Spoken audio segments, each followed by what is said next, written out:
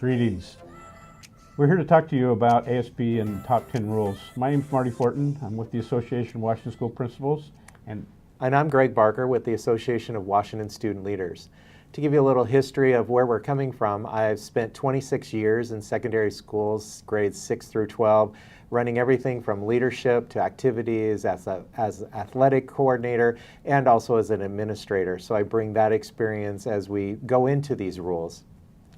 I first started in 1975 as an ASB advisor and a coach, and have spent now 44 years with these rules and learning about these rules. And truly the rules that we don't learn in teacher training in college.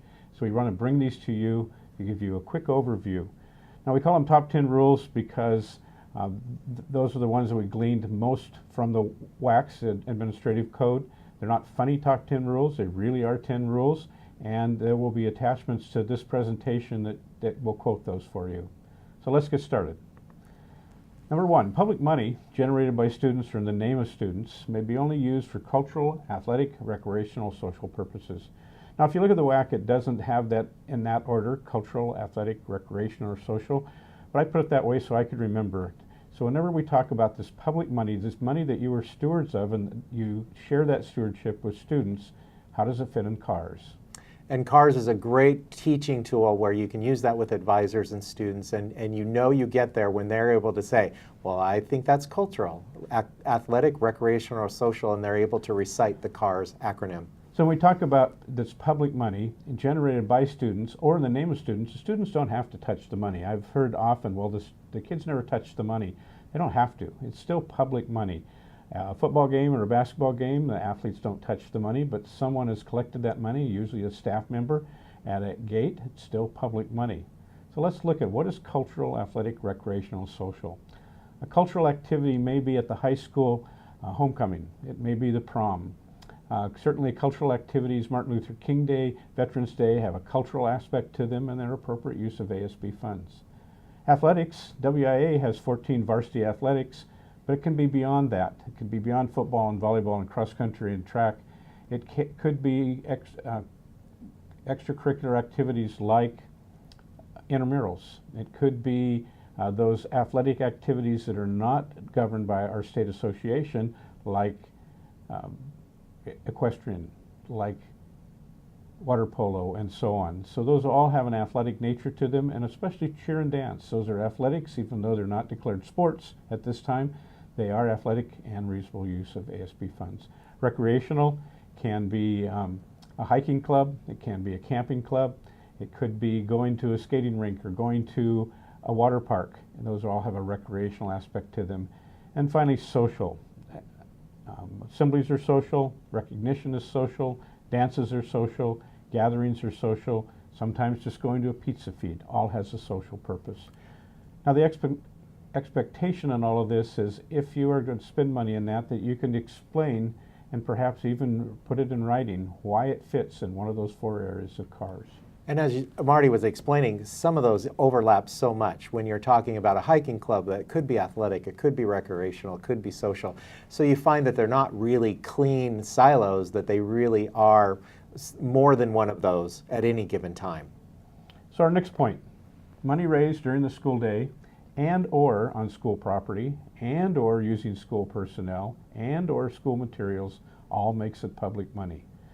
So let's go take these one at a time. The school day. The WAC tells us the school day is actually any time that a school-sponsored activity and students are engaged in school-sponsored activity. I'm involved in the state wrestling tournament, MAC Classic. Most of the athletes show up on a Thursday and compete till late Saturday night. That's all the school day under that definition. Now there is a second definition for school day, and it comes from the federal government when it talks about fundraising using food. And in that case, the school day is midnight until a half hour after the last bell. So we have to look at what is the activity, and but basically any time we're under the students are under the supervision of the school personnel, it's a school day. And as far as school property, that is school district property, the school itself. But as Marty mentioned, it could be anywhere. When you have a dance off-site, when you're going to the athletic state events or any sort of competition, when you're on a field trip, the school property kind of travels with the group as they're doing these activities or athletics throughout the state, or we could probably even say the nation or the world, anytime they leave. But it is a school-sanctioned, supervised activity. That becomes the school property. So it was typical that when I was a high school ASB advisor in the fall, we'd have our homecoming dance.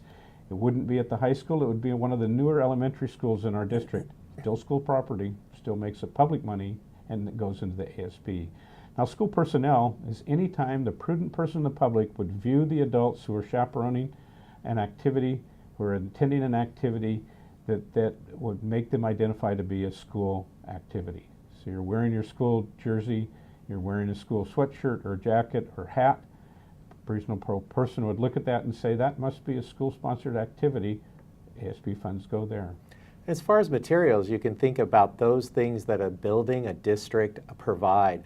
And that can range from the use of the copier to the use of papers and supplies, art supplies, paint, but it can also be that we're using electricity, that we're using the access to rooms or on different school district properties. So you really have to think about, again, what would the prudent person think of as we're using school property or school materials in hosting these events. So a parent group, a PTA, a PTO, a booster club comes to you and says, can we make copies of promoting our materials on your copy machine? And the answer would be, well, that's school public money has provided that, so we need to reimburse the public when we do that. Otherwise, it becomes a public fundraiser. Now, each one of these activities have a caveat. Money raised during the school day. You may be thinking that there are companies that come into your school during the school day and they use the school facility and they sell to students and they walk out with the money. And that's true. If you've ever had a school photographer come the first week or two of school and take pictures, but they have a contract with you. They have a previous agreement. At the secondary level, we often see caps and gowns and rings and announcements all for sale during lunch. Again, they have permission to be there. They've negotiated a contract. I have seen booster clubs come at lunch and sell tickets to an event that the booster club was putting on, and they're there because they filled out a facility use form and got permission from whoever it is can make that decision. So you could have a parent group on the school day, on school property, raising money for their activity, but they've gone through the process that they have. And that it's a clearly defined process so that not anybody can take advantage of it. You have these relationships and these contracts built so that these groups can come in and do these kinds of activities with our kids. So the group comes in and says, we want to use your copy machine and laminate some posters, and you may say that's fine, and we look at our policy and say we have to charge you 10 cents a copy, or we have to charge you for the laminate to do that, and now it's okay to use those materials. The last one that really is important is school personnel. At what level can school personnel participate in non-school activities? First of all, they have to make sure the public makes it view that they're not acting in their position as an administrator or a teacher or any other school personnel, but they can have a private life. So school personnel can have a private life, but when they have that private life and help a parent group, they have to make sure they're not using school materials without reimbursing, or their time in which they're paid to work for the school, not for that private nonprofit who are the parent groups. Let's go to the next item. ASB funds are restricted, cannot be used for curricular purposes. So there's the C that sometimes gets a little confusing. If it is graded, if it's for a curriculum, if it's for a class, that would not be acceptable to use ASB monies for those purposes. So anytime the advisor or the teacher says you have to do this and it counts your grade. You're in band, you have to be in pep band and play at the football game. You're in choir, you have to come to the concert. You have to go to mass choir. Anytime those requirements are put on, now it's no longer as ASB optional or the activity optional, so it's not ASB, that's curricular. So when we use those ASB funds, sometimes we look at the next point that says co-curricular is not a legal term. Only curricular and extracurricular are defined in the law. So there could be some uses of particular school materials, and think of a wrestling mat, think of a basketball backboard, think of a school stage where some of the use is for curricular time during class time, some of it's for extracurricular, whether it's a play or a sporting event. Now that same, you don't buy two wrestling mats, one for class and one for extracurricular, or two stages, so there is a co-curricular use, but the term for the auditor says we need to delineate how do we pay for those items, how do we finance those items. And you really have to compartmentalize it. There can be a curricular component. In fact, everything we do in school should be educational. So you have the curricular component, and from there, students can choose to take that into the extracurricular realm. So we often look at a lot of our CTE clubs that may have a curricular component of doing a presentation, doing a business plan, coming up with a project that they present, they get graded on. Then the students can opt to go to the extracurricular. They can choose to go to competition. They can choose to enter it into a competition. So those are the key things to think. What is curricular and what is extracurricular? So extracurricular could be that outgrowth of what you've done in the classroom. I had a science club when I was a science teacher, and on the weekends, once a month, we'd go on a field trip. That was extra to the curriculum. Perhaps one of the trickier ones is yearbook. So if you have yearbook in 7 through 12, then you may have a class. And in the class, they produce a book. I was a yearbook advisor, and I would grade the students on the composition of the picture, the text that they wrote, and most importantly, meeting the deadlines. But there was no reason for that curricular time to ever have to publish the yearbook. Now I can turn that yearbook that we've produced over to the yearbook club, the extracurricular activity, and they can print the yearbook. Another example I always use as being in band is there's various instruments. Some are used for only extracurricular purposes. A sousaphone versus a tuba. You would never use a sousaphone sitting in a band concert. You would use that while marching, and that can be the extracurricular component. Whereas the tuba, sitting on your lap, is the curricular instrument that you would use for band concerts and for those things that would be graded and required. So let's look at how you might deal with that would help the auditor. I had a phone call one year from a friend of mine at a middle school, and she said, "Marty, our basketball backboards are shot. Can we use ASB funds to replace the backboards?" And I said, "Well, don't you have a boys and girls team that play other schools?" And she said, "Yes." And I said, "Of course you can use ASB funds. That's optional and not for credit." I said, "But wait a minute, do you have a PE unit that is in basketball?" She said, "Yes." And I said, "Now you can't use all ASB funds because there's also a curricular use of those backboards." The reason I use this is it was quite simple. Middle school basketball, an 8-week season, 2 8-week seasons, 1 boy, 1 girls, and a 4-week unit in PE. Total of 20 weeks. 1/5 was curricular, 4/5 were extracurricular, and so we could expend the ASB funds that way. 4/5, and then the principal had to come up with the other 1/5. When I was a parent in our elementary school PTO, the school needed a new curtain for the stage. It was about $3,000, and they figured half the use was extracurricular, so the ASB could pay for half. In that case, they came to us on the PTO and said, "Would you grant us the difference?" We had a meeting, and we decided that was an appropriate use of our PTO funds, and we wrote a check for the extra half, the other half, for the curtain. So you can get grants to pay for the curricular part, and that's actually, in another presentation we'll make, is one of the ideal ways to work with your booster clubs or PTAs or PTOs. The key to all of it is really just having those conversations and making sure that the people in charge of making the decision have really looked into it and come up with some sort of calculation on how this is split. This is an ideal time when the auditor said, "How did you figure that out?" You bring out a sheet of paper that's in a notebook that says, "Here's what we figured." If you're in 7 through 12 environment, then the students also sign on it. If you're K-6, then you do not have to have student approval, and the principal can simply share, "Here was my best thought of how it fit under CARS." So let's look at the next one. Public money cannot be given away for private use. That means once it's public money, it can't be given away for individuals to use personally.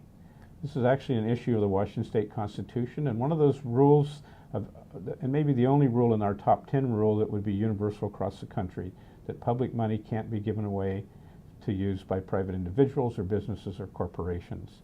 We often use the term gift of public funds. And so when a student would come up or an advisor and say, well, I'm not quite sure, is this a gift of public funds? I'm like, you're thinking, so that's good. Let's start looking into it. And it's that private gain where somebody personally benefits from something when we talk about private use. I'd like to take a brief respite and talk a little bit about this private use of money, because the law actually changed because of students' engagement with their advisors. And it was back in 1999 that students in a school, one of their colleagues, one of their other students had lost their house in a fire, and they could use some extra spending money. And the students said, we'd like to put on a dance for our friend and give the money to our friend so they have some spending money as they're staying in a hotel waiting for their house to be rebuilt. And at that point, the principal, who knew the rules, said, no, you can't do that. Because at that point, 1999, only bona fide charitable donations could be given for private use, which meant you pass the hat, pass the fishbowl, you put the money in and you give it to the individual. Now, we used to also have a-thons, bike-a-thons and basketball hoop shoot-a-thons, and those were also ways that we could collect money, but you got no good or service in return. And the students said in 1999, that isn't what we want to do. We want to do something differently. The answer was, well, it's the law. And the students said, how do we change the law? So they got with their principal, their business manager, and they found a local representative in the House of Representatives in Washington State. And that representative said, I think we can change the law, and wrote a law that said students can act in a private capacity during the school day. Unfortunately, during that year, it failed in 1999. It failed to make it through the House, and it came back the next year. And in 2000, it passed. And the Senate voted for it, and the governor signed it, that said that students can act in their private capacity. But that's only the first step. That's the RCW. Now it has to go to the WAC. And at that point in the administrative code, as led by the Office of Superintendent of Public Instruction, it took almost a full year to rewrite the WACs and include this one in the WAC. And in July of 2001, the law now came into effect that you had to have board policy, and as long as you raised all the money and told the public what it was for and didn't use any public money to supplement this private fundraiser, you could give money for private use. Many school districts then made board policy that said that those private companies had to be registered with the Secretary of State and registered with the IRS. That wasn't the original intent, but once you have that board policy, you have to follow that.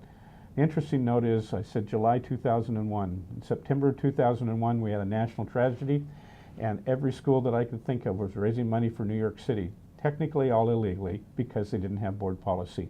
At that point, the school audit manager said, this is an extraordinary time. Go ahead and work your way through it, but hurry up and get board policy. About 14 months later, there was a tsunami somewhere in the world. The next year, there was a typhoon or a hurricane. And since that time, students have had the opportunity to raise money for private purposes by following the laws that were generated by the idea of students working with their advisor and principal to change the rules. Now, next on our top 10 would be that students and staff must collaborate on the generation and use of public money.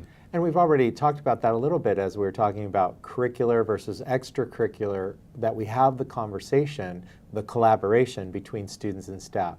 It's actually a requirement if you have grades 7 or above, 7 through 12, that students are part of the process and part of the decision making on how to use the public money generated in their name.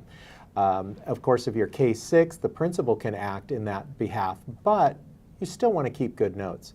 But when you get into secondary, it is a collaboration between staff and students in order to figure out and decide how we want to raise money and spend money. So the generation would include students engaged from 7 through 12 in the creation of the budget, the ASB budget submitted to the school board each spring or early summer. It would mean that the students have to collaborate on the method in which funds are raised, that fundraiser intents are approved by both students and by the faculty member that's assigned to do that. And then when you actually pay the bill, you must show that the students approve that to happen. Now, in this case, you must go hand in hand. The students say, we want to buy something. The staff member, ostensibly the principal, says yes, then you can buy it. Students say, we want to buy something. The staff member says, no, you can't buy it. Now, if the staff member says we want to buy something and the students agree, you can spend the money. The one that's quite rare, but it has happened, is I've got emails from staff members who wanted to buy something and the students voted no. And the answer is, until the students vote yes, you can't spend those ASB funds, those public money. Next would be that you have to have a system to monitor and protect the use of your public money. This is just good accounting principles and practices. There needs to be a way in which all of the money for public money is protected, and that's protecting the adults as well as the students. And Marty already mentioned that students approve, that the staff approve expenditures, that we approve the budget together collaboratively, that we're in the bookkeeping system or in our bookkeeping offices, that the people who are taking the money, that there's a second person counting the money, that you're reconciling the books, and the person who writes the checks perhaps shouldn't be the person who then is signing the checks. So you're looking at all those internal controls so that you can monitor and protect, because it is public money.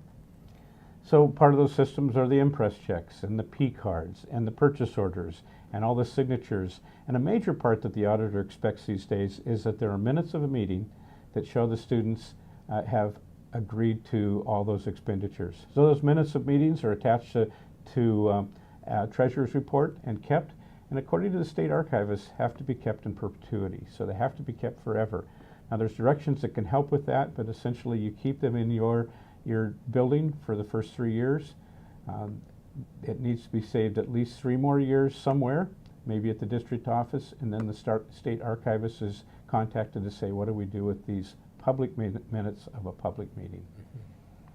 Next, you have to follow federal, state, school board, and your own rules about ASB. So let's take those backwards. Your own rules about ASB is your constitution.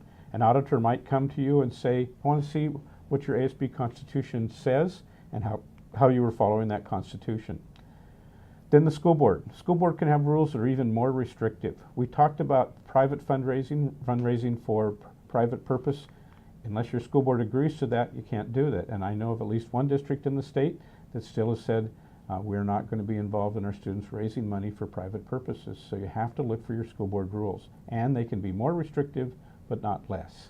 And of course, state is the RCWs, the WACs, and a variety of the people that we work with, from the auditors, Department of Revenue, the Gambling Commission, and the list goes on and on, of all of the different groups that have rules that we need to follow.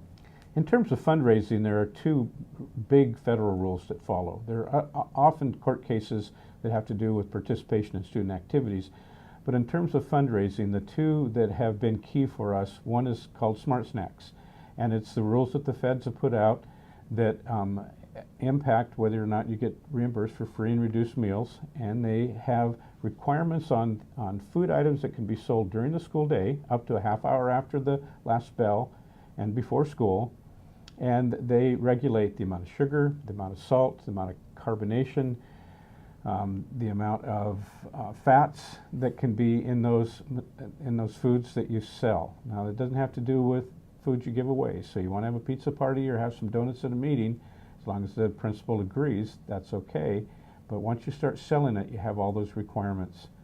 If you've been in education for a long time, you may remember pop machines on during the school day, or cheerleaders selling M&Ms and chocolate bars. Those have gone away because of those federal guidelines, but they've also deeply impacted the amount of money that we raise for extracurricular programs. The other federal has to do with what's commonly called Title IX, which is a 1972 law about equity. Now, it's also a Washington state constitutional issue, so even if Title IX was somehow changed by the federal government, it would still be a state law in Washington. I've had several U.S. attorneys speak that I've been at a presentation where essentially they say you must be able to prove that there's not a pervasive climate that discriminates based on gender. So that doesn't mean you spend the same amount of money on volleyball as football. It does mean that you have a proportionality and that the amount of students participating in extracurricular activities matches the proportion of males and females you have in your school. There's quite a number of other rules around that, but I can tell you that I've heard of a school where the booster club gave them money to fix the baseball field, and they fixed the dugouts, and they fixed the fence line and put in some lights, and charges were filed in the against the school district under Title IX with the Office of Civil Rights. That the civil rights of the girls had been had been impeded because they didn't do anything with the softball field. And this is one where the adults, the staff members, would have more knowledge of the federal, state, school board types policies of procedures and policies, but that the ASB Constitution could be on the student side as well as the staff side. But it's that historical version where you want to make sure that people understand that all of those things are pieces that may decline our ability to spend ASB funds. All right, the next rule. In the corporate sense, the principal is the chief executive officer and the chief financial officer, and the principal offers the board of directors who have board policy. So notice that all points towards the principal. And that's why we at the Principal Association and the Association of Washington Student Leaders have brought to you these top 10 rules. 20 years ago, the executive director of AWSP contacted me. So I'm working at Cispus Learning Center and said, Marty, I remember you were involved in student activities. We need to put together some trainings for principals because they're getting in trouble for not following these rules. So hence our top 10 rules and other presentations to help the principal make sure that these rules are complied with across the school campus. Our next rule is that the state auditor is only one of many regulatory agencies listed in ASB.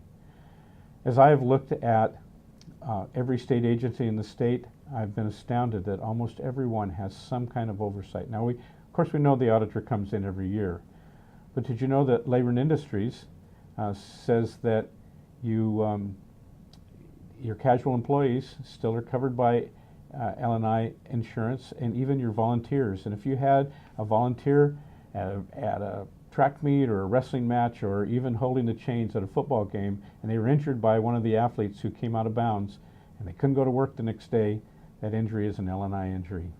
We've mentioned Department of Revenue, that we do pay sales tax in this state, and that unless we're doing short-term fundraising for a very defined period of time and we do the resale certificate, we do need to charge sales tax on those ongoing fundraisers. Department of Ecology has said you have to have recycling at sporting events. And the Department of Ecology says that if you do a car wash and the effluent from that car wash goes into a body of water, that's a hazardous waste dump. That doesn't mean you can't do car washes. You do it on grass, you do it on gravel where it soaks in the ground. But if those suds end up, or the water that has the oils in it, if they end up in a body of water, now you have a violation. And one final one would be the gambling commissioner, or the gambling commission. We have several schools that consider doing raffles or bingos or other things like that, and you really need to look into those rules related to games of chance versus games of skill. And these are all great agencies that have a wealth of information they're willing to share so that you can go down the path of being proper in how you accomplish the things you want to do. Now, the Washington Interscholastic Activities Association is not a state regulatory agency, but it is a regulatory group that member schools have to follow their rules. We may say this is fine with ASB, and WIA may have an issue, so you always have to check with those WIA rules also. So that's it. That's the top 10 rules about ASB. We hope we gave you an overview that can help you through. The handouts that go along with it will give you more information, and as always, you can contact us at AWSP or AWSL with further questions around these top 10 rules. Thank you.